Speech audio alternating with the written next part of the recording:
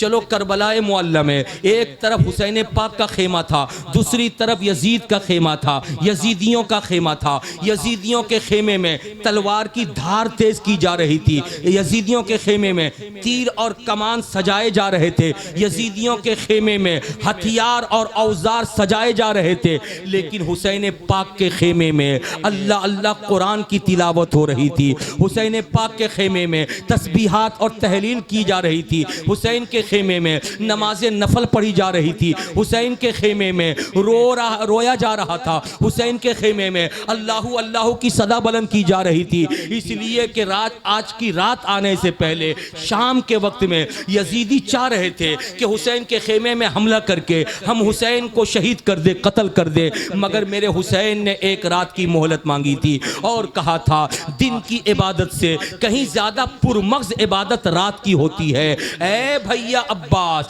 जाओ जाओ तुम यजीदियों से कह दो कि 9 तारीख की शाम तो गुजर रही है, अब 10 तारीख आने वाली है, एक रात की हमें मोहलत दे दें ताकि दिल खोल करके हम उस रात अपने खुदा को याद कर लें, अपने परवरदिगार को याद कर लें। यजीदी पीछे हट गए थे।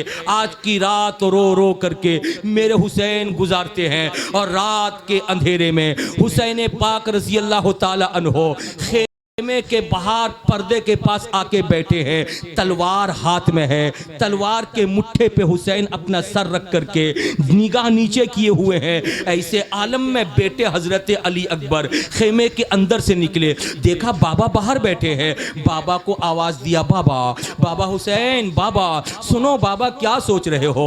हजरत हुसैन ने आंखों को खोल दिया, खोल करके फरमाया, बेटा अली अकबर, मैं आके यहाँ बैठा था, मेरी आंख लग गई और आंखों का लगना था कि मेरे नाना मुस्तफ़ा मेरे ख्वाब में आ गए। बोल दो सुभान अल्लाह। मेरे नाना मुस्तफ़ा मेरे ख्वाब में आ गए और जब मेरे ख्वाब में आ गए तो नाना मुस्तफ़ा से मैंने कहा, मेरे नाना अब तो करबला के मैदान में आ गया हूँ, जिस करबला के बारे में आपने आज से 60 बरस पहले दुनिया वालों को बता दिया था, वो करबला अब निगाहों के सामने है। जिस नवासे के शहीद होने का पता आपने दुनिया वालों को दिया था, अब वो शहादत का वक्त आ चुका है। ऐसे आलम में मेरे नाना ने मुझे तसल्ली दी है, बेटा इसलिए मुझे कोई गम नहीं, मुझे कोई फिक्र नहीं। हाँ हाँ जा बेटा, जरा सा मैदान करबला की तरफ जा, देख ले मैदान करबला की क्या पोजीशन है और यजीदियों की तरफ से भी जरा सा होके आ जा, देख ले उस तरफ के कैसे हालात हैं। इधर हुसैन का खेमा, उधर यजीदियों का खेमा,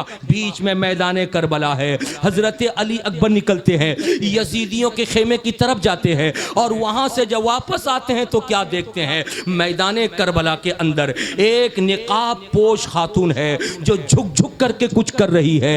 हजरत अली अकबर ने सोचा, हो सकता है कि ये औरत मेरे खेमे की औरत होगी या हो सकता है कि यजीदियों के खेमे की औरत होगी। आपने आवाज दी, ओ निकाब में रहने वाली खातून, तुम कौन हो और रात के अंधेरे में तुम क्या कर रही हो? इतना सुनना था, जो जवाब मिला उस जवाब को सुनने से पहले कलेजे को पकड़ लो। जो जवाब था वो यही जवाब था, बेटा अली अकबर, निकाब पोश खातून को देखकर मत घबरा के कौन है, मैं कोई और नहीं हूं, मैं तेरी दादी फातिमा हूं, मैं तेरी दादी फातिमा हूं। मैं आज आई हूं इसलिए कि कल का दिन जब होगा, सूरज तुलू होगा, तो मेरा लाल हुसैन इसी मक्तल में आएगा जिसको शहीद कर दिया जाएगा। मेरा हुसैन अकेले नहीं आएगा, उससे पहले बेटा तुझको भी आना है, उससे पहले कासिम को भी आना है, अब्बास को भी आना है, अनो मोहम्मद को भी आना है, मेरे शहजादे हुसैन को भी आना है।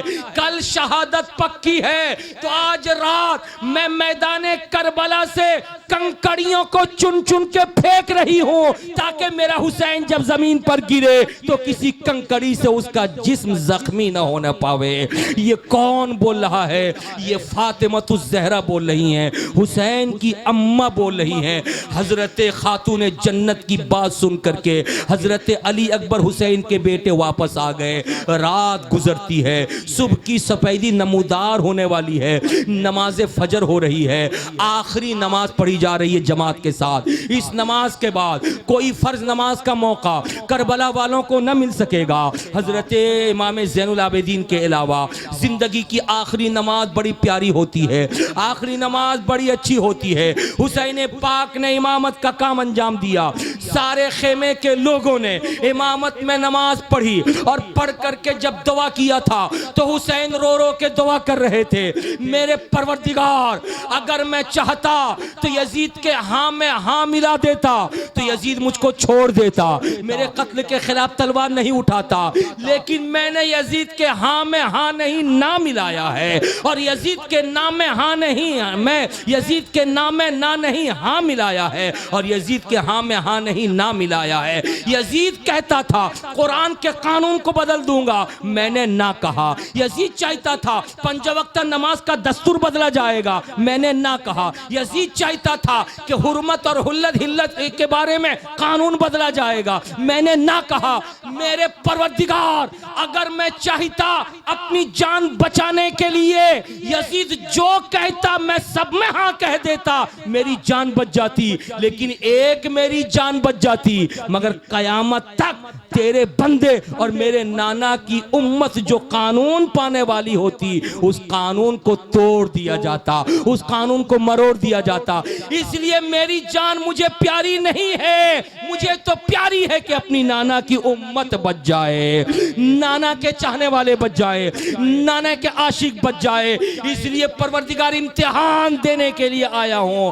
परवरदिगार सब्र की दौलत दे दे, परवरदिगार शकीब की दौलत दे दे, परवरदिगार शुक्र की दौलत दे दे। आवाज आती है हुसैन घबराना नहीं, जो अल्लाह के लिए कत्ल होता है अपने तबीयत से नहीं, उम्मत मुस्लिमा को बचाने के लिए उसको अल्लाह ताला कत्ल के बाद भी जिंदगी अता फरमा देता है।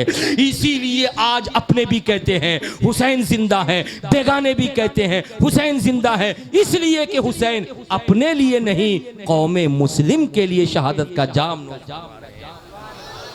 तवज्जो हाजिर करो मेरे प्यारे। हुसैन पाक रजी अल्लाह ताला अन्हु नमाज से फारिग होते हैं, दो खेमे लगे हैं, एक खेमे में औरतें हैं, दूसरे खेमे में मर्द हैं। मर्दों के खेमे में अली अकबर भी हैं, कासिम भी हैं, हजरत ज़ैनुल आबिदीन भी है, अब्बास भी हैं और ख़ानदान के अलावा कुछ गुलाम भी हैं। और औरतों के खेमे में हजरत शहरबानो बीवी भी हैं, हजरत ज़ैनब बहन भी हैं और हजरत बेटी सकीना भी हैं, अल्लाह अल्लाह और भी दूसरी औरतें हैं। एक औरतों का खेमा, एक मर्दों का खेमा। जैसे ही सूरज तुलू हुआ है यजीदियों ने नक्कारा बजा दिया है, हुसैन कहाँ हो, तुमने रात की मोहलत मांगी थी, हमने रात तुमको दे दिया, अब तुमको रात नहीं चाहिए, अब तो दिन का उजाला आ गया है, आओ आओ और आकर के हमारे हाँ में हाँ मिला दो। यानी यजीद को खलीफा मान लो, यजीद को अमीरुल मोमिनीन मान लो, यजीद को खलीफतुल मुस्लिमीन मान लो। हजरत इमाम आली मकाम हुसैन पाक रजी अल्लाह ताला अन्हु कहते हैं, ऐ नादानो मुझे कहते हो यजीद को खलीफा मानने के लिए, अरे अगर यजीद को खलीफा मानना होता तो मैं मदीना न छोड़ता, यजीद को खलीफा मानना होता मक्का न छोड़ता, यजीद को खलीफा मानना होता तो करबला नहीं आता, वहीं रह करके खलीफा मान लेता। मगर यहाँ जब मैं आया हूँ तो यजीद जैसे जालिम को खलीफा नहीं मानूंगा। ऐसे आलम में यजीदियों की तरफ से हमला की कोशिश की जाती है। हुसैन ये प्यारी तकरीर करके खेमे की तरफ जैसे लौटते हैं वैसे ही घोड़े पर सवार होकर के एक बंदे मोमिन आता है। पलट करके देखा वो कौन है, वो हुर है, जिस हुर को यजीद ने भेजा था 1000 फौजियों का दस्ता देकर सबसे शुरुआत में और कहा था कि हुसैन का रास्ता रोकना। वो आता है और आकर के मेरे इमाम के कदम का बोसा लेता है और कहता है, इमाम मुझे नहीं मालूम था कि ये जालिम आपको कत्ल कर देंगे, अगर मालूम होता तो मैं पापी आपका रास्ता नहीं रोकता, मैं छोड़ देता, जिधर चाहते आप चले जाते। मगर मैंने सोचा था बैठ करके बात होगी, सुलह का रास्ता निकलेगा, मगर ये नादान तो बिल्कुल कत्ल पे आमादा है और अगर कत्ल पे आमादा है तो हुर जिंदा बच जाए और रसूल के घर का शहजादा हुसैन कत्ल हो जाए, ये हुर को गवारा नहीं। इसलिए मैं बड़ा पापी हूँ, बड़ा जालिम हूँ, बड़ा गुनहगार हूँ, आपका रास्ता मैंने रोका, मुझे माफ कर दो, मुझे माफ कर दो, खुदा भी मुझको माफ कर दे। हुसैन घोड़े से उतर के सीने से लगाते हैं और लगा करके कहते हैं तेरा नाम क्या है? का मेरा नाम हुर है। का तेरी माँ जब पैदा तू हुआ था तो तेरी माँ ने हुर नाम रखा था, जिसका माना आजाद है। तू अब सिर्फ दोज़ख से आजाद नहीं, अब इन जालिमों के कैद से भी आजाद है। इतना सुनना था, कदम का बोसा लेकर के घोड़े का रुख मोड़ा और यजीदियों की तरफ जाके ललकारा, कौन है हुसैन के खिलाफ तलवार उठाने वाला? पहले हुर के खिलाफ तलवार उठा ले। कौन है हुसैन के बेटे अली अकबर को कत्ल करने वाला? पहले हुर को कत्ल करने के लिए आ जाए। यजीदियों ने देखा था कौन है ये हुर है, ये तो हमारा सिपाही है, ये हमारा फौजी है, इसको क्या हो गया है? हुसैन ने कौन सा फूल सुंगा दिया है, हुसैन ने कौन सा गुल सुंगा दिया है कि ये अब हमारे नरगे से निकल के हुसैन की तरफ आ गया। मोहब्बत बोल रही थी नादानो, हुसैन ने कोई फूल नहीं सुंगाया, हुसैन तो खुद फूल थे, जो करीब आया उनको सूंघ करके मस्त होता चला गया है। तुम्हारी नाक में सूंघने का पावर नहीं, इसलिए तुम सूंघ नहीं सके।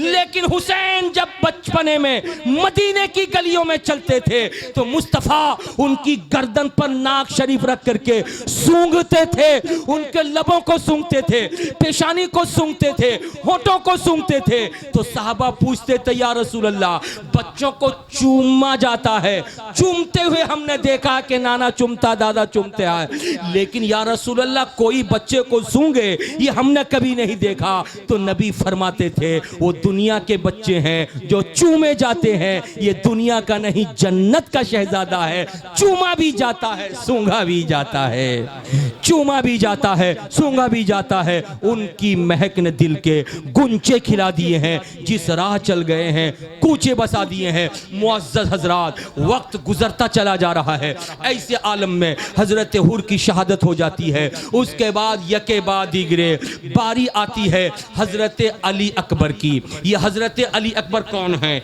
ये इमाम हुसैन के बेटे हैं। ये कौन है अली अकबर? इमाम हुसैन के बेटे हैं। इमाम हुसैन की बारगाह में जाके खड़े हैं और खड़े होकर कहते अब्बा इजाज़त दे दो, मैं मैदान करबला जाना चाहता हूँ, मैं इस्लाम के नाम पर लड़ना चाहता हूँ। हज़रत हुसैन कलेजे से करीब करते हैं और कहते हैं बेटा लख्त जिगर नूर नज़र, मैं अपने जीते जी अपने 18 साल के अली अकबर को कत्ल होने के लिए कैसे भेज दूँ? बेटा कहता है बाबा 18 साल का अली अकबर जब जवान मौजूद है तो वो अपने जीते जी अपने 56 बरस के अब्बा को कैसे भेज दे? बाप का भी सवाल सुना, बेटा का भी सवाल सुना। बेटा बज़िद है कि मुझको भेज दो ताकि मैं इस्लाम के नाम पर कुर्बान हो जाऊं। ठहर जाओ यहीं पे, बकरीद का मौका अभी गुजरा है, आपने कुर्बानी किया है। ये कुर्बानी किसकी यादगार है? हज़रत इब्राहिम और इस्माइल की यादगार है। हज़रत इब्राहिम ने ख्वाब देखा था कि मैं अपने हाथ से बेटे को ज़िब करता हूँ, तो बेटे को ले गए मैदान मीना में और बेटे को खड़ा करके पूछा बेटा मैंने ख्वाब देखा तुझे ज़बह करता हूँ, बोल तेरी मर्जी क्या है? एक ख्वाब देखने वाला बाप कत्ल करने से पहले, ज़िब करने से पहले बेटे की मर्जी मालूम करता है। लेकिन ये करबला है, करबला, यहाँ पे इब्राहिम और इस्माइल नहीं, यहाँ हबीबुल्लाह का बेटा हुसैन है और उनका बेटा अली अकबर है। वहाँ पे ज़िब करने वाला पूछता था ज़िब होने वाले से, बोल तेरी मर्जी क्या है? यहाँ पे जो ज़िब होने वाला है वो पूछता है बाबा मैं कत्ल होने जा रहा हूँ, बोलो तुम्हारी मर्जी क्या है? मैं कत्ल होने जा रहा हूँ, बोलो तुम्हारी मर्जी क्या है? बाबा ने अपने लख्त जिगर को सीने से चिमटाया था और चिमटा करके मैदान करबला जाने की जब इजाजत दिया था, मेरे इमाम का शहजादा जैसे ही मैदान कारजार में दाखिल हुआ हल मिन मुबारिज़िन का नारा लगाया। यजीदियों ने जब हुसैन पाक के लख्त जिगर को देखा था तो उनका सीना धड़कने लगा था, उनके चेहरे पे गम के आसार नमूदार हो गए थे। पूछा गया था बोलो यजीदियों तुम्हारी तादाद तो 22,000 की है, एक करबला में एक शहजादे से तुम कांपते नजर आ रहे हो। तो यजीदी कहते हैं शहजादे को मामूली मत समझो, ये हुसैन का बेटा जरूर है मगर अली का पोता है, और जो अली का पोता होता है उसके रगों में अली का खून होता है। इसके मुकाबले में उतर के लड़ाई करना आसान काम नहीं है। हजरत हुसैन पाक का शहजादा जब मैदान कारजार की तरफ जा रहा था तो उसके चेहरे को देख करके यजीदी थर्रा गए थे। इसीलिए किसी शायर ने क्या खूब लिखा था, खूब शब्बीर सब्रो शके पाई है, गम पे गम फिर भी न माथे पे शिकन आई है, भूख से प्यास से गो जान पे बन आई है, हक पे मिटने की शहीदों ने कसम खाई है।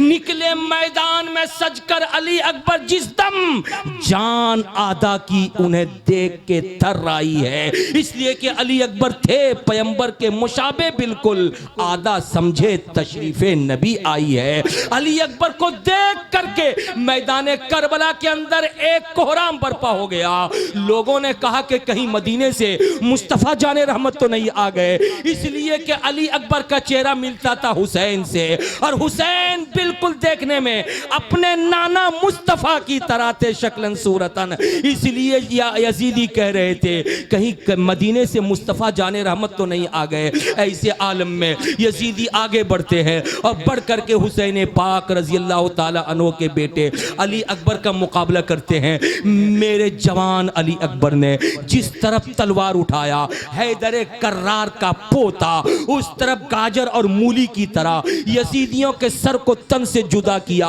आखिर में नादान यकबारगी तीरों की बरसात करते हैं। मेरे इमाम के शहजादे के ऊपर शहजादा जमीन की तरफ आता है। मेरे अब्बा देख जाओ बेटे को, मेरे अब्बा उठा लो अपने शहजादे को। हुसैन जाते हैं और अपने सीने पर शहजादे की लाश को रखते हैं और वापस आते हैं। बारी बारी शहजादे जाते रहे और इस्लाम के लिए अपनी जाने अजीज कुर्बान करते रहे। जब सारे शहजादे जा चुके हैं, अब कोई नहीं बचा है, ऐसे आलम में मेरे हुसैन तैयारी करते हैं कि अब मैं मैदान करबला की तरफ जाऊंगा, इसलिए कि अब कोई जवान बाकी नहीं है। लेकिन उन्हें क्या पता कि औरतों के खेमे से एक औरत निकल के आएगी। वो औरत आती है निकाब ओढ़कर, चादर ओढ़ के, और आकर के अपने उस सामने खड़े होने वाले का पांव छूती है और पांव चूमती है। जब हुसैन ने देखा आने वाला कौन है तो निकाब उल्टा। जैसे निकाब उल्टा तो क्या देखा, कोई और नहीं है, बहन ज़ैनब है। और जैसे बहन को देखा तो बगलगीर हो गए, सीने से चिपका लिया। बहन भी रो रही है, भैया भी रो रहे हैं। बहन कहती है मेरे भैया, मुझे अगर मालूम होता कि भैया के ऊपर मुसीबत आने वाली है तो मैं भैया के मुसीबत में काम आने वाले सामान लेकर आती, मगर यहाँ बेसरो सामानी की हालत में आई हूँ। मेरे पास कुछ भी नहीं है, कोई दौलत नहीं जो तुम्हारे कदमों पे मैं निछावर करूँ, कोई सरवत नहीं जो तुम्हारे कदमों पे उंडेल दो। देखो एक बहन अपने भाई से क्या प्यार करती है। आप भी बहन वाले हो, हम भी बहन वाले हैं। शादी से पहले भाई बहन का रिश्ता अच्छा रहता है, लेकिन शादी के बाद भाई बहन के रिश्ते में दरार पैदा हो जाती है। गरीब बहन अगर भाई से कुछ मुतालबा कर लेती है तो 2-4 मरतबा देने के बाद ये चालाक भाई फोन करना बंद कर देता है। याद रखो, जिस माँ का दूध तुमने पिया है उसी माँ का दूध उस बहन ने भी पिया है। इसलिए बहन को कभी भी अपने दरवाजे से तुम नामुराद वापस मत करना, बहन के दिल को कभी मत दुखाना। बहन तुम्हारे लिए तुम्हारे घर में खेलने की चीज है। बचपने में जितना तुमने झगड़ा किया था, बड़े होके भाई बहन में उतना प्यार होता है। अपने ससुराल वालों से भी प्यार करो, अपने दोस्तों से भी प्यार करो, मगर बहन को इज्जत देना, बहन को इज्जत देना हुसैन ने सिखाया है। जैसे ज़ैनब आई है, ज़ैनब को कलेजे से चिमटा कर हुसैन कहते हैं मेरी बहन, इस वक्त तुम्हारी किसी दौलत की जरूरत नहीं है, बस दुआ करो खुदा मुझे साबित कदम रखे। लेकिन बहन जबान खोलती है, खोल कर कहती है भैया हुसैन, मेरे पास कोई दौलत तो नहीं, हाँ एक दौलत है, उस दौलत का नाम औनो मोहम्मद है, जो मेरे मेरे छोटे छोटे शहजादे हैं। भैया मैंने अम्मा से सुना था, मैंने अब्बा अली से सुना था कि मुसीबत के वक्त में जब सदका दिया जाता है तो सदका मुसीबतों को टाल देता है। इस वक्त मेरे पास कोई दौलत नहीं, मेरे लाल हैं, छोटे छोटे बच्चे हैं, इन दोनों को तुम्हारे कदमों पे निछावर करना चाहती हूँ, तुम्हारा सदका बना के सदका उतारना चाहती हूँ, मेरे भैया इजाजत दे दो। हुसैन कहते हैं बहन ज़ैनब सुबह से लेकर दोपहर तक तेरे भाई का सीना छलनी हो गया। कभी 6 महीने के लाल अली असगर की लाश को उठाकर, कभी 18 साल के जवान अली अकबर की लाश को उठाकर, कभी भैया अब्बा अब्बास अलंबरदार के बाजू काट दिए गए, उनको उठाकर अब भैया का छलनी सीना है। ऐसे आलम में 2 महकते हुए फूलों को तुम मेरे कदमों पे डालने की बात करती हो, मैं बर्दाश्त न कर सकूंगा। मेरी बहन रहने दो, ये तेरी अमानत है, ये तेरे गोद की जीनत है, ये तेरी दौलत है, ये तेरी सरवत है, रहने दे। अभी भाई बहन के बीच बात हो रही थी, अम्मा ने इशारा किया, दोनों शहजादे दौड़ कर आए, मामू जान के कदमों को पकड़ के लिपट गए। एक ने दाहिना पकड़ा, एक ने बायां पकड़ा और पकड़ करके कहा मामू जान आप हमारे अच्छे मामू जान हैं, आप हमारे प्यारे मामू जान हैं, आप जिस नाना के नाती हैं उस नाना ने कहा था कि जब भी कोई छोटा तुमसे भीख मांगे तो छोटे को कभी ठुकराया नहीं जाता। मामू जान हम छोटे हैं ना, मामू जान हमें भीख दे दो, हमें भीख दे दो, हमें भीख दे दो। भीख में कुछ नहीं मांगते, भीख में यही मांगते हैं जहां पे बाबू अली असगर गए हैं वहीं पे हम भी जाना चाहते हैं। मामू जान हमें इजाजत दे दो, मामू जान हमें इजाजत दे दो, मामू जान हमें इजाजत दे दो। मेरे हुसैन रोती हुई आंखों से उन दोनों शहजादों को गोद में उठाते हैं, दोनों के लबों को चूमते हैं, दोनों की पेशानी को चूमते हैं और चूम करके इजाजत देते हैं। उधर ज़ैनब गई हैं रोती हुई आंखों से, अपने खेमे के अंदर अपने कपड़े की पुटली खोली और खोल करके एक सूती का दुपट्टा निकाला जो बिल्कुल सफ़ेद था, लंबाई में 2 टुकड़ा किया और 2 टुकड़ा करके दोनों शहजादों का हाथ पकड़ा, भैया हुसैन के पास ले आई और ला करके कहती हैं मेरे भैया जब भाई दूल्हा बनता है तो बहन खड़ी होकर के उसके सर पे अमामा बंधवाती है। ऐसे आलम में आज बहन के लख्ते जिगर नूरे नजर दूल्हा बनने वाले हैं, कोई और नहीं है जो इनके सर पे अमामा और पगड़ी बांध के इनको दूल्हा बनाए। आज जन्नत का दूल्हा हुसैन तुम खड़े हो, इसलिए आ जाओ, मैं अपने हाथों से मेरे शहजादे के सर पे अमामा बांध दो, मेरे शहजादों के सर पे पगड़ी बांध दो।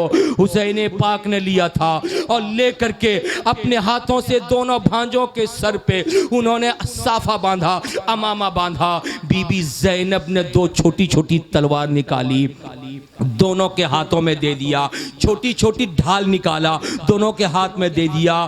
3 दिन के भूखे प्यासे जब खेमे हुसैन से निकल के मक्तल की जानिब बढ़े तो उन दोनों के अंदाज को देखकर यजीदी एक दूसरे से पूछने लगे ये छोटे छोटे बच्चे कौन हैं, ये छोटे छोटे बच्चे कौन हैं। इनका तेवर बता रहा है कि ये अली के घर के हैं, इनका अंदाज बता रहा है कि ये अली के घर के हैं। उनमें कोई पहचानता था और जो पहचानता था वो बोल पड़ा, अरे इनके छोटे कदमों को देखकर इनको छोटा मत समझना, इनके छोटे हाथों को देखकर छोटा मत समझना, ये देखने में छोटे जरूर हैं मगर इनके रगों में अली का खून है, ये अली के नाती हैं। एक नाती मुस्तफा का हुसैन खेमे में है, ये नाती अली के यहाँ मैदान कारजार में है, इसलिए इनको मामूली मत समझना। दोनों शहजादे मैदान करबला के बीच में पहुंच करके जब हल्मी मुबारजिन का नारा लगाते हैं, है कोई यजीदियों में जो हमारे मुकाबले में आ सके, किसी के अंदर हिम्मत नहीं हो पा रही थी कि बच्चे के मुकाबले में आ सके। ऐसे आलम में बच्चे मुस्कुराते हैं, एक दूसरे के बगलगीर हो जाते हैं और कहते हैं कि देखो इनका नाम औनो मोहम्मद है, एक दूसरे से कहते हैं देखो अभी इनमें से किसी को ताकत नहीं है हमारे मुकाबले में आ सके, जब हमारे मामू जान की बारी आएगी उनके मुकाबले में कौन आ सकेगा। लेकिन कुदरत को मंजूर था, नादानों ने आपस में मशवरा किया कि किसी न किसी को भेजा जाए। जब 2 4 5 आए उन लोगों ने चारों तरफ से हमला किया। अली के ये पोते, ज़ैनब के फर्जंद, हुसैन के भांजे बचपने के आलम में तलवार जब चलाना दिखाया लोगों को तो दुनिया दंग रह गई कि कोई ट्रेनिंग लेके भी तलवार चलाने का वो तरीका नहीं सीख पाता जो तरीका औनो मोहम्मद करबला के मैदान में पेश करते नजर आ रहे थे। इसलिए कि वो कोई ट्रेनिंग के मोहताज नहीं थे, वो तो उस घर में पैदा हुए हैं जिस घर से दुनिया को तलवार चलाने का तरीका सिखाया जाता है। मेरे बुजुर्ग और दोस्तों, थोड़ी देर के बाद इन दोनों की शहादत हो जाती है। हुसैन पाक रजी अल्लाह ताला अन्हो, आवाज दी जाती है, हुसैन पहुंचते हैं और दोनों शहजादों को लेकर के आप वापस आते हैं खेमे के अंदर और खेमे में लाके लाश को तमाम लाशों के साथ सुला देते हैं। अब कौन है खेमे से जो यजीदियों के मुकाबले के लिए जाए? अब एक शहजादा बचा है जो फातिमा का शहजादा है, एक शहजादा बचा है जो अली का शहजादा है, एक शहजादा बचा है जो मुस्तफ़ा जाने रहमत का नवासा है। अंदाज़ा लगाओ हजरात, खेमे हुसैन का दो पार्ट, एक औरतों का एक मर्दों का। मर्दों के खेमे से तो एक एक करके सब चले गए, कत्ल हो गए, सिर्फ और सिर्फ हजरत इमाम ज़ैनुल आबिदीन बचे हुए हैं। लेकिन औरतों के खेमे में सारी औरतें मौजूद हैं। अंदाजा लगाओ, बीवी शहरबानो भी हैं, बहन ज़ैनब भी हैं। जिस वक्त हुसैन पाक निकले होंगे उस वक्त बताओ खेमे में कितना बड़ा कोहराम बरपा हुआ होगा। इसलिए कि माओ बताओ, तुम्हारा लाल जब कलकत्ता काम के लिए जाता है सोमवार को तो तुम्हें इंतजार रहता है कि मेरा बेटा शनिचर को आ जाएगा। तुम्हारा बेटा मंगल को जाता है तो तुमको इंतजार रहता है कि मेरा बेटा इतवार को आ जाएगा। हर जाने वाला वापस आने वाला होता है तो माँ भी मुतमईन है, बीवी भी मुतमईन है, बहन भी मुतमईन है, बेटी भी मुतमईन है। और फोन करके बेटी कहती है अब्बा इस हफ्ते आना तो ये ले आना। फोन करके बीवी कहती है सुनते हो इस हफ्ते आओगे तो ये ले आओगे। माँ कहती है बेटा इस हफ्ते आएगा तो मेरे लिए दवा लेकर के आएगा। इसलिए कि आने का इंतजार है, जो गया है वो आएगा। लेकिन करबला के मैदान में सूरज के तुलू हो जाने के बाद से लेके दिन के 11 बजे तक जितने भी शहजादे गए इनमें कोई वापस नहीं आया है। इसलिए ज़ैनब रोने लगी, भैया हुसैन अगर अली अकबर वापस आ गए होते तो मैं मुतमईन रहती कि तुम भी जाके आ जाओगे। अगर कासिम वापस आ गए होते तो मैं मुतमईन रहती कि तुम भी जाके आ जाओगे। मगर जो गया है वो आया नहीं है। ये जालिम तुमको छोड़ेंगे नहीं, ये जालिम तुमको मार डालेंगे। बाबू हुसैन मत जाना, बाबू हुसैन मत जाना, बाबू हुसैन मत जाना। एक बहन तड़प तड़प के रो रही है, कह रही है बाबू हुसैन मत जाना। मगर आवाज आती है बेटी ज़ैनब खबरदार खबरदार, ये मेरा हुसैन है जिसको आखिरी इम्तिहान के लिए जाना है। इम्तिहान की तैयारी कराने वाले अली है, इम्तिहान की तैयारी कराने वाली फातिमा है, इम्तिहान की तैयारी कराने वाले मुस्तफ़ा है। और तीनों तैयारी कराने वाले आज करबला में मौजूद है। नाना नाती का इम्तिहान देखना चाहता है, बाबा बेटे का इम्तिहान देखना चाहता है, माँ शहजादे का इम्तिहान देखना चाहती है। इसलिए ज़ैनब हट जाओ बीच से, शहजादे को आ जाने दो। इसलिए कि शहजादे के खून का आखिरी कतरा जब तक नहीं बहेगा तब तक इस्लाम की हक्कानियत की हिफाजत न हो सकेगी। इस्लाम की अजमतें बचाने के लिए खून हुसैन चाहिए, नमाज की अजमतों को बचाने के लिए खून हुसैन चाहिए, कुरान करीम की अजमतों की हिफाजत के लिए खून हुसैन चाहिए। मेरे इमाम अपने नाना का अमामा सर पे बांधते हैं, अपने बाबा अली मुर्तजा के जुल्फ़िकार हैदरी यानी तलवार को हाथ में लेते हैं और हजरत अमीर हमजा की ढाल को दूसरे हाथ में लेते हैं और लेकर के खेमे के अंदर जाके बारी बारी सबको सलाम करते हैं। और बेटे ज़ैनुल आबिदीन को बाद में नामुसे रिसालत की हिफाजत की तलकीन करते हुए घोड़े पे बैठते हैं। जिस वक्त घोड़े पे बैठे खेमे के अंदर की औरतें रो रही रही है। मेरे इमाम खुदा हाफिज कह के जब घोड़े को आगे बढ़ने के लिए एड़ी लगाते हैं तो घोड़ा आगे बढ़ने का नाम नहीं लेता। मेरे इमाम कोशिश करते हैं मगर घोड़ा जू का तू अपनी जगह पे है, उठने का नाम नहीं लेता, हिलने का नाम नहीं लेता।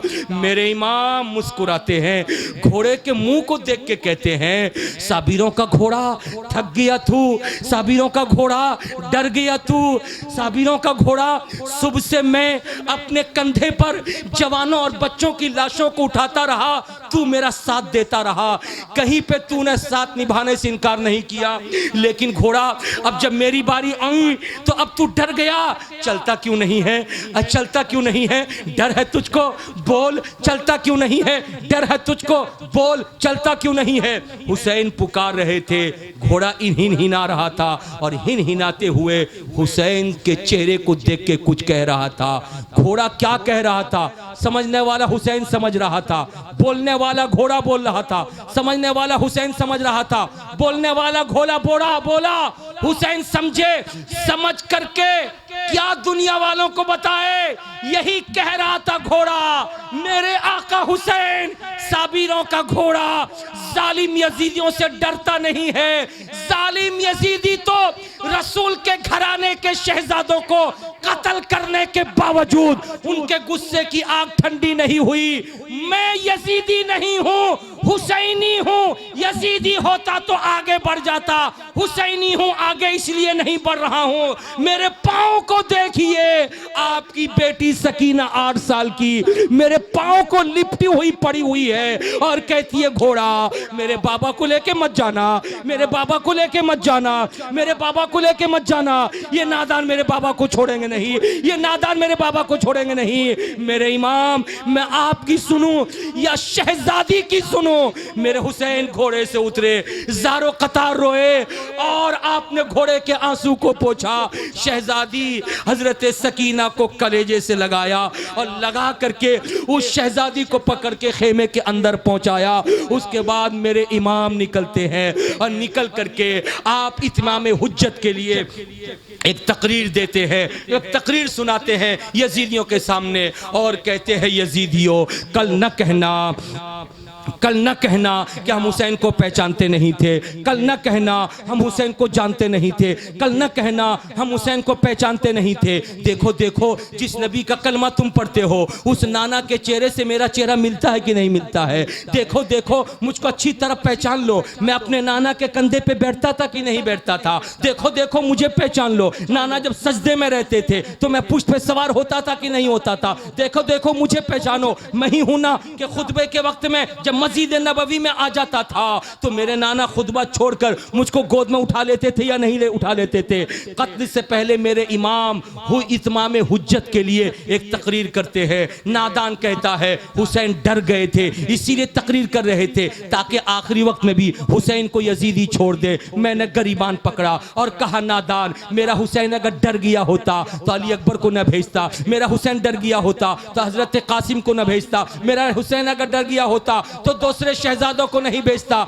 मेरा हुसैन तो इसलिए तकरीर कर रहा था कि कल कहीं मैदान महशर में खुदा जब यजीदियों की गिरफ्त करे कि तुमने मेरे रसूल के नाती को कत्ल किया तो ये कह करके निकलने की कोशिश करे या अल्लाह हम तो हुसैन को पहचानते नहीं थे, हम तो हुसैन को जानते नहीं थे, हम तो हुसैन को पहचानते नहीं थे। इसीलिए हुसैन ने आखिरी वक्त में तकरीर करके बता दिया लोगों कल तुम्हारा कोई बहाना नहीं चलेगा, अगर पहचानना हो तो अभी पहचान लो। दुनियावी लालच में पड़ करके अपनी आखिरत को बर्बाद कर रहे हो, अपने अंजाम को बर्बाद कर रहे हो। हुसैन की तकरीर होती रही मगर नादानों पर कोई असर मुरत्तब नहीं हुआ। फिर उसके बाद वक्त आया कि हुसैन पाक रजी अल्लाह ताला अन्हो को भी इन्होंने कत्ल कर दिया। दुनिया देख रही थी, करबला मुअल्ला का मामला खत्म हुआ, हुसैन पाक शहीद हो गए, दिन का वक्त खत्म हुआ। हुआ, शाम का अंधेरा हो रहा है। ऐसे आलम में हुहा का आलम है, सन्नाटा तारी है, और सन्नाटे के आलम में हुसैन पाक रज़ी अल्लाह ताला अन्हु के खेमे में मर्दों में एक शहजादा हज़रत अली ज़ैनुल आबिदीन है, और औरतों के खेमे में ये औरतें हैं। अंधेरा है, हवा चल रही है तो धूल उड़ रही है, हवा चल रही है तो धूल उड़ रही है। ऐसे आलम में ये नादान घोड़े लेकर के आए, और घोड़े ला करके जहाँ पे लाशें रखी हुई थी उन लाशों पे घोड़ों को दौड़ाना शुरू किया, और घोड़ों की टापों से लाशों को टुकड़े टुकड़े कर दिया। किसी ने कहा कि सुनो, लाशों को टुकड़े टुकड़े करने के साथ खेमे को भी जला डालो, खेमे को भी ख़त्म कर दो, खेमे को भी मिटा दो। ऐसे आलम में ज़ैनुल आबिदीन की फूफी ज़ैनब कुबरा हुसैन की प्यारी बहन खड़ी हो गई, और खड़ी होकर के प्यारी सी तकरीर किया। माँ बहनों, तुम जलसा सुनने के लिए आई हो, मैं तुमसे भी कहना चाहता हूँ, हमेशा मोबाइल लेके बैठ करके गेम खेलने से ज़िंदगी संवर नहीं जाती। अपनी बेटियों को भी बहादुर बनाओ, अपनी शहजादियों को भी बहादुर बनाओ। किसी की बीवी रहो तो बहादुर बन के रहो, किसी के घर की बहू हो तो बहादुर बन के रहो। इसलिए कि आने वाला वक्त इतना पुरखतर हिंदुस्तान में है कि कॉलेजेस में पढ़ने वाली लड़कियों का अगवा हो रहा है, जबरदस्ती उठाकर उनको गैरों के साथ निकाह पढ़ दिया जा रहा है। हिंदू फिरके की तंजीमें ऐलान कर रही हैं कि जो मुस्लिम लड़की को शादी में ले आएगा, निकाह कर लेगा, उसको 2.5 लाख रुपए इनाम दिया जाएगा, और 6 महीने तक उसके घर की खुराकी दी जाएगी। अपनी बच्चियों को संभालो, सर पे दुपट्टा दे डाल करके कॉलेज जाने का आदी बनाओ, नमाज की पाबंदी करना सिखाओ, उनको अपने तौर पर जिस्मानी तौर पर फिट होना सिखाओ। तरक्की याफ्ता जमाने में जो तरक्की का काम है वो सिखाओ। अगर खुदा ने पैसे दिए स्कूटी खरीद दो, लेकिन स्कूटी चलाने से पहले बेटी को तलकीन करो कि अपने चेहरे को निकाब से ढक करके स्कूटी चला के कॉलेज भी जाना, बाजार भी जाना, ताकि तेरे जाते हुए लोगों की नजर पड़े तो तुझको देख करके दुनिया कहे फातिमा की कनीज जा रही है, फातिमा की कनीज जा रही है। कुरान पढ़ाओ, तफसीर पढ़ाओ, बुजुर्गों की जिंदगी सिखाओ, ताकि ये बच्चियां खुद अपना दिफा कर सके। याद रखो, तुम नहीं हो, तुम फातिमा की कनीज हो, तुम फातिमा की बेटी ज़ैनब की कनीज हो। कल हुसैन पाक को कत्ल करने के बाद यजीदियों ने जब खेमे जलाना चाहा था तो ऐसे आलम में हुसैन की बहन खड़ी हुई थी, और खड़ी होकर के कहा था, यजीदियों, मेरे पूरे खानदान का गुल, खानदान का चिराग गुल करने के बाद भी तुम्हारी भूख नहीं मिटी, तुम्हारी प्यास नहीं बुझी, आखिर में पर्दा नशी को बेघर करना चाहते हो। फातिमा की बेटी ने जब मोर्चा संभाल लिया और इतनी प्यारी तकरीर किया कि उस तकरीर को सुन करके अच्छे अच्छे यजीदियों के पांव में कपकपाहट तारी हो गई। अपनी बेटियों को पढ़ाओ, पढ़ाओ, पढ़ाओ, ताकि कोई पुलिस इंस्पेक्टर आ जाए, तुम्हारे घर का शौहर और मर्द बाहर काम में है, आने वाले ऑफिसर से तुम्हारी बेटी बात कर सके, इंग्लिश का जवाब इंग्लिश में दे सके, बांग्ला का जवाब बांग्ला में दे सके, हिंदी का जवाब हिंदी में दे सके। बहादुर घर की बेटी बहादुर होती है। हजरात, मैं कहना ये चाह रहा हूं आपको, मुसलमानों, ज़ैनब कुबरा ने एक तारीख रकम किया। उसके बाद आखिरी गुफ्तगू सुनो। उसके बाद हुसैन पाक रज़ी अल्लाह ताला अन्हो के इस खेमे को उन लोगों ने जलाना चाहा, मगर हुसैन पाक की बहन जब सामने आ गई तो पाँव में कपकपाहट तारी हो गई। दूसरा दिन हुआ, ऐसे आलम में ये नादान यजीदी हुसैन पाक के लुटे पुटे काफले को लेकर के दमिश्क की जानिब रवाना हुए। यजीद के पास पहुंचना है, दूर है, पैदल सफ़र करना है। हुसैन पाक के सर को नेज़े पे रखा, तलवार के नोक पे, आगे आगे है, गोया के जीत का जश्न मना रहे हैं, और पीछे पीछे दूसरे हैं और पूरे काफले वाले हैं। जहाँ पे रात हो जाती या धूप तेज़ हो जाती वहाँ काफला रुक जाता, और जब मौसम साफ होता फिर काफला आगे बढ़ता। एक जगह पे हुसैन पाक रज़ी अल्लाह ताला अन्हो के सर को लेके जाने वाले अपना अंदाज ये रखते कि यजीदियों में हुसैन के सर को आगे आगे लेके रहने वाला, जहां पड़ाव डालना होता वहां पे हुसैन पाक के सर वाले नेज़े को ज़मीन पे गाड़ दिया जाता, यानी जिधर से पकड़ा जाता मुट्ठे को उधर से गाड़ा जाता, ऊपर नोक पे हजरत हुसैन का सर होता, और जब फिर जाने की बारी आती वहां से उसको निकाल लिया जाता, काफिला आगे बढ़ता। एक जगह पे तलवार को गाड़ दिया, काफिला ठहर गया। थोड़ी देर के बाद जब काफिला निकलने की कोशिश किया, अब उस तलवार को निकाल लें जिस पे हुसैन का सर है, मगर वो तलवार हिलने का नाम नहीं ले रही है। वो तलवार गड़ी हुई है, वो नेज़ा वहीं गड़ा हुआ है। कोशिश पे कोशिश करते चले जा रहे हैं, मगर वो तलवार वहीं पे वैसे ही गड़ी हुई है। ऐसे में कमांडर और इन चीफ उसने बताया इमाम ज़ैनुल आबिदीन से कि देखो, हमारे साथ जितने आए थे वो सब के सब तो मौजूद हैं, मगर तुम्हारे काफिले में जितने लोग थे उनमें से कोई छूट तो नहीं गया है, कोई छूट तो नहीं गया है। लोगों ने पूछा था किस बेस पर कह रहे हो? कहा कि सरे हुसैन वाली तलवार जमीन पे गड़ी है तो उठने का नाम नहीं ले रही है। ऐसे आलम में रात का अंधेरा है, इमाम ज़ैनुल आबिदीन के साथ फूफी ज़ैनब हैं जो काफिला वहीं रुका है, पीछे के जानिब जाती हैं आवाज देते हुए। कौन है? गिनती जब शुरू किया देखा सब मौजूद हैं, मगर 7 साल की सकीना मौजूद नहीं है। इसलिए कि जब खेमे में रहने वाली औरतों को ये लोग लेके चले थे तो ऊंटनी के नंगे पुष्ट पे जंजीरों से बांधा था, और जो 3 दिन से भूखी प्यासी हो उसका जिस्म निढाल होगा। कहां पे जंजीर खुली, सकीना गिर गई, किसी को पता न चल सका, काफिला आगे बढ़ गया। जब मालूम हुआ कि सकीना नहीं है तो तड़प के रह गई ज़ैनब। बाबू ज़ैनुल आबिदीन से कहा, बेटा सब तो मौजूद है मगर सकीना नहीं है, काफिला ठहरो, सकीना को बुला लेने दो। अब मीलों दूर तक दोनों फूफी और भतीजे सकीना को आवाज देते हुए जा रही हैं, सकीना सकीना सकीना कहाँ हो, सकीना कहाँ हो? जिस रास्ते आई थी उसी रास्ते पे जा रही हैं, कहीं से कोई आवाज नहीं आ रही है। थोड़ी दूर जाने के बाद देखा एक टिमटिमाती रोशनी नजर आ रही है। जैसे रोशनी उन लोगों ने देखा, देख करके समझ गई मुमकिन है कि इस इलाके का कोई मर्द या इस इलाके की कोई औरत किसी काम के लिए यहाँ आई हुई हो, इसलिए उसके साथ रोशनी है। मगर जूं जूं करीब गई तू क्या देखा? रोशनी के साथ एक निकाब पोश औरत बैठी हुई है, उसकी गोद में कोई बच्ची सोई हुई है। ऐसे आलम में आने वाली खातून को उस खातून ने देखा था अंधेरे में, और बैठी हुई खातून को आने वाली खातून ने देखा था।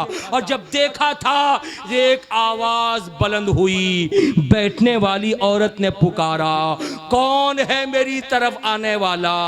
अरे कहीं मेरी बेटी ज़ैनब तो नहीं आ रही है? उस आवाज को ज़ैनब ने पहचान लिया, पहचान करके कहा यह आवाज किसी और की नहीं, मेरी अम्मा फातिमा की आवाज है, मेरी अम्मा फातिमा की आवाज है। ज़ैनब तड़प गई, तड़प करके कहती है, अम्मा फातिमा तुम कहाँ हो?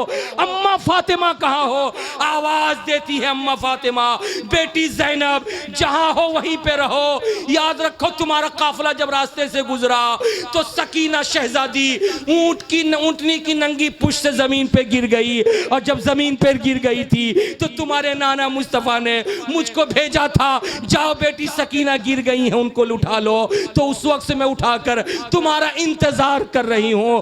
बेटी ज़ैनब रोने लगी, पुकार पुकार कर कहने लगी, अम्मा फातिमा अगर आना था अभी क्यों आई हो? मैदान करबला में आई होती, जब मेरा भैया घोड़े से गिर रहा होता उस वक्त तू आई होती, मेरा बाबू जब अली अकबर घोड़े से गिर रहा था उस वक्त तू आई होती, मेरा बाप बच्चा आनो मोहम्मद जब तड़प रहा था उस वक्त तू आई होती, मगर तू उस वक्त नहीं आई, अभी आई सकीना के पास। उसके बाद फिर अचानक वो रोशनी खत्म हो जाती है और हजरत ज़ैनब आगे बढ़ती हैं तो क्या देखती हैं कि बीबी सकीना पड़ी हुई हैं। उनको उठाया और उठा करके लाया और लाकर काफिले में शामिल किया। जैसे काफिले में शामिल किया वैसे ही वो गड़ी हुई तलवार को जब यजीदियों ने उखाड़ा तो तलवार उखड़ गई है, काफिला आगे बढ़ा है। यहीं पे ठहर के एक मिजाज देना चाहता हूँ। दुनिया कहती है हुसैन मर गए मिट गए, मगर याद रखो कत्ल होने के बाद भी पूरा जिस्म मैदान करबला में घोड़ों की टापों की नजर हो गया, मगर सरे हुसैन जो काफिले के साथ साथ है तो अपने घर की बहू बेटियों की हिफाजत करता हुआ जा रहा है, हिफाजत करता जा रहा है। खूने हुसैन तेरी अजमतों को सलाम, शहादत हुसैन तेरी रिफातों को सलाम। अस्सलाम ए हुसैन, अस्सलाम ए हुसैन, अस्सलाम ए हुसैन, अस्सलाम ए हुसैन, अस्सलाम ए हुसैन। वमा अलैना इल्लल बलाग। अस्सलामु अलैकुम व रहमतुल्लाहि तआला व बरकातहू।